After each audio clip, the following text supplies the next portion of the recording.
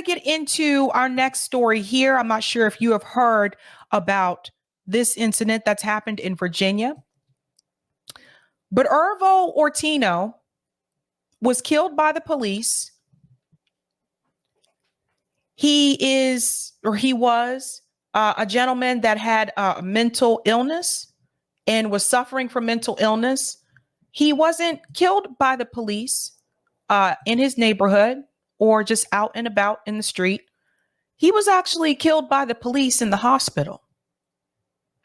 Now, for the respect of the family members and for my own mental health, I am not going to show the video of the beating because it's really bad, really bad. But I am going to show you a quick summary of it, and then we'll get into the New York Times article, which explains how these events transpired in the first place. Listen to this. Today, 3 more people charged with second-degree murder in the death of 28-year-old Irvo Otieno in custody. All 3 are employees of the Central State Hospital mental health facility in Virginia, where Otieno was taken on March 6th. That's in addition to 7 sheriff's deputies already charged with second-degree murder. He was murdered.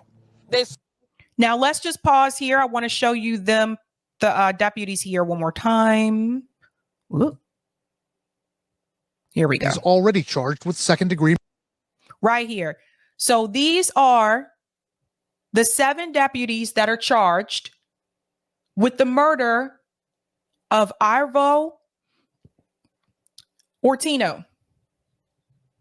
He was at a mental health hospital. This was not just any hospital, a mental health hospital.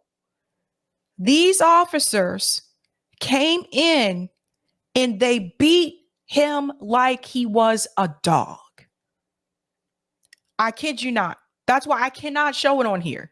I watched it earlier today and I was like, that's something.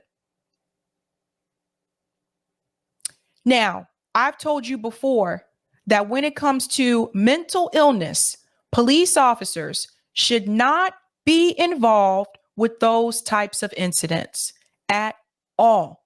They are not trained to deal with those types of situations, but there are people that are. And the mental health experts, again, is at a mental health hospital. The mental health experts, they are trained to deal with those types of situations. That's what they're there for. Police officers are not. They don't know how to deal with it. They overdo it, and people lose their life as a result. Let's go on. Murder. He was murdered.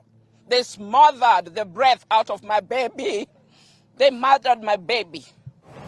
His family has now seen video of the fatal incident. At what point do we stop preserving life? At what point do we consider mental illness a crime?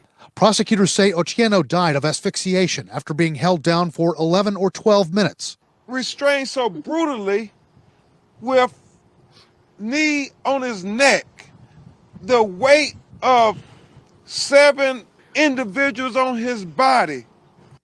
They put their knee on his neck, they held him down, and they beat him for 11 minutes. Now, we all remember what happened with George Floyd when there was a knee on his neck, right? I believe they said that was around 8 minutes, roughly a little bit over 8 minutes, 11 minutes. All of these officers beat him. It's on camera.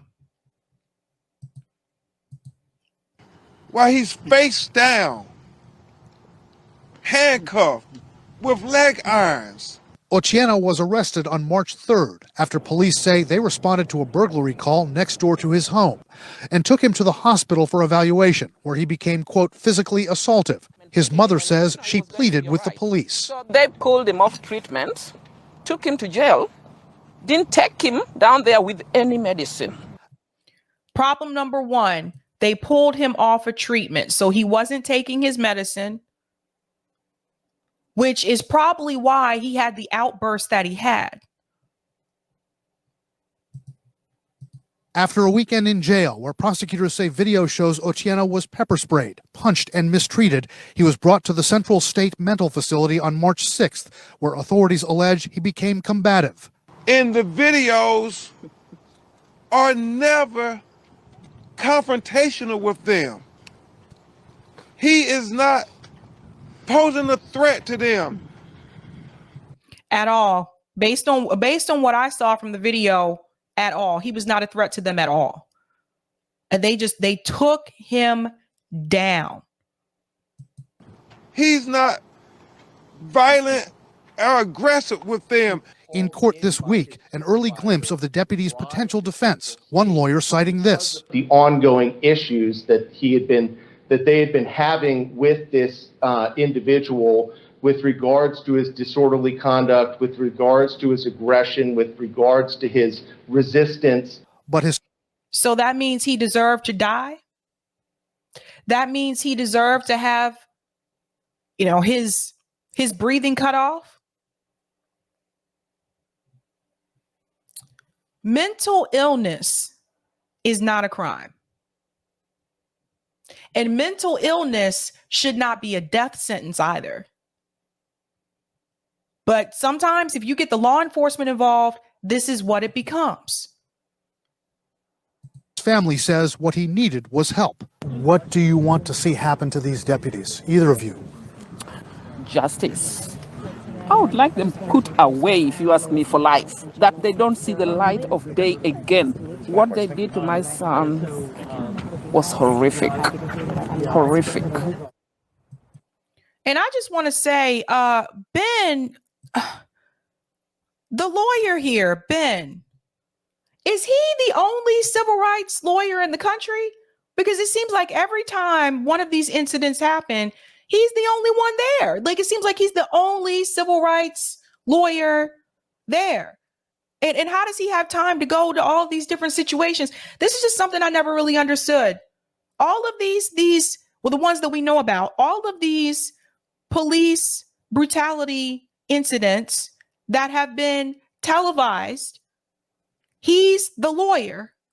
So I never understood that. I'm just like, no other criminal or civil rights, no other civil rights lawyers?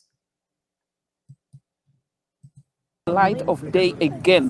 What they did to my son was horrific. Horrific. We reached out to the Central State Hospital Mental Health Facility for their response to the charging of 3 of their employees with second-degree murder. We have not yet heard back. We have also reached out to the attorneys identified so far for the 7 deputies charged. The only one of those attorneys that has gotten back to us in detail was the attorney for Deputy Bradley Diss, who says that his client looks forward to being vindicated in court. Okay. If you do want to see the actual video, Democracy Now! Actually shows parts of that video if you did want to see that, but I'm not going to show that video on here. I am going to get to a little bit of the backstory about what happened here. So it says, new video shows Virginia officers overpowering and punching Irvo Otieno in jail cell. The video was recorded several hours before previously released footage, which showed 7 sheriff's deputies pinning Mr. Otieno down for more than 11 minutes. So again, that's longer than George Floyd. So it says here, they were physically overpowering him, with one of them appearing to punch down multiple times before the officers carry his limp body out to a transport van.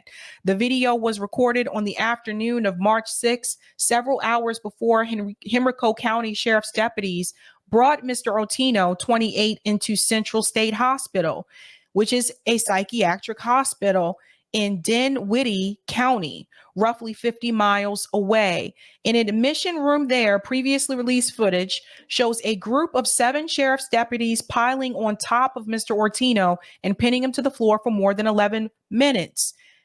He was asphyxiated in the process, according to the local prosecutor. So remember, George Floyd, it was just a little bit over 8 minutes. This was 11 minutes. So obviously those officers knew that they were going to stop him from breathing. This is not a secret anymore. We know how this works. Both videos were released by the Dinwiddie County prosecutor, Ann Cabell Baskerville, who has charged 10 people, 7 deputies, and 3 hospital employees with second-degree murder in Mr. Otieno's death. A grand jury confirmed the charges with indictments on Tuesday. But how did this all transpire? So Mr. Otieno was taken into custody on March 3rd by Henrico County Police, who were responding to a report of breaking and entering from a neighbor. Mr. Otieno had walked to the neighbor's lawn and picked up some light fixtures on the property and was banging on the front door before his mother retrieved him. Again, remember, he has mental illness.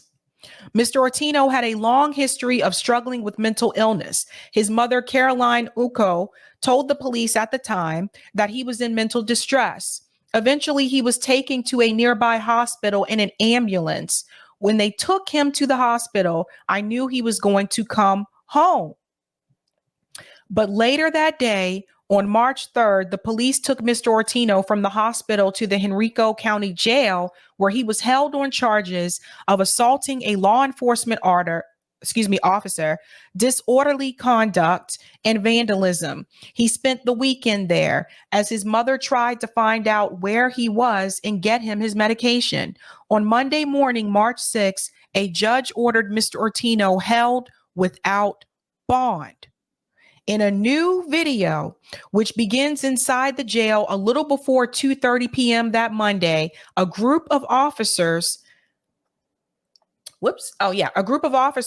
can be seen standing outside a jail cell as Mr. Otieno slams his hands up against the window. Mr. Otieno pushes out an item of jail clothing that officers tried to deliver through the food tray slot. A struggle breaks out. At least 5 officers appear to grapple with Mr. Otieno through the slot. After the struggle ends, Mr. Otieno appears to be in distress through the window, covering his face with his hands. Covering his face with his hands. An officer opens the door and 6 quickly rush in. If he was inside the jail cell and he was covering his face with his hands, why did they open the door to the jail cell and go in? Though Mr. Otieno is mostly blocked from view at this point, one officer can be seen throwing multiple punches down. So I'm waiting to find out why they needed to open that door. Officers, at times joined by others, appear to crowd over Mr. Otieno on the floor. After 14 minutes, 6 officers step out into the hallway carrying Mr. Otieno's apparently limp body. They beat him to death. Mr. Otieno was pronounced dead less than 3 hours later. And Joe Biden wants to continue to fund the police.